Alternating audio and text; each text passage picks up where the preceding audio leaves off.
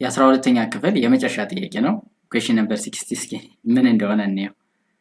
given annual production of wheat in 1000 in region A የስንዴ ምርት አለ በ1000 ነው ጀስት እዚህ ጋር ተሰጠን። ያ ማለት 450 ሺህ ምናምን እያለ ነው ጀስት ለሁሉም ስለሆነ ችግር የለውም። ፕሮዳክሽኑ በ2014 450 ሺህ ነው። እዚህ ጋር 390 ሺህ 500 ሺህ 468 ሺህ አለ። የተጠየቅነው ምንድነው the percentage increase in production from ከ2015 to 2017 ኢሲ ኢትዮጵያን ካላንደር ብለዋል።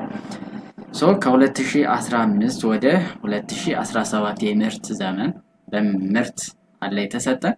ስለዚህ ፐርሰንት ኢንክሪዙ ስንት ነው ነው? እዚህ ጋር ስታዩት ምንድነው እየጨመረ ነው የሚሄደው ከ390 ወደ 468 ጨምሯል። ሶ ይሄን ለማግኘት ምንድነው የምታደርጉት 468 ሲቀነስ እናደርግና 390 አድርገን ኦቨር 390 እናደርጋለን በኦሪጂናሉ ማለት ነው ሲባዛ በስንት በ100% እናደርጋለን ማለት ነው።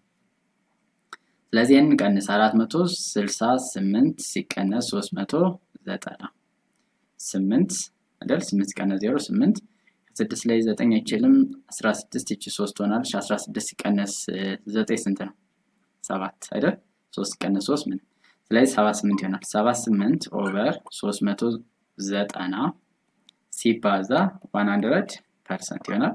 እቺ አንዷ 0 ታጠፋታለች ዘንድ ማቃለል እንችላለን።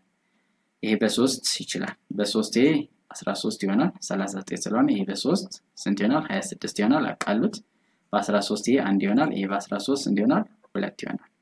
ስለዚህ 2 ሲባዛ 10% ያ ማለት ስንት ይሆናል ማለት ነው 20% ይሆናል ማለት ነው። ስለዚህ ፐርሰንት ኢንክሪዙ ስንት ነው ማለት ነው 20% ይሆናል ማለት ነው። እናንተ እስኪ ከ2014 ወደ 2016 ከ2014 ወደ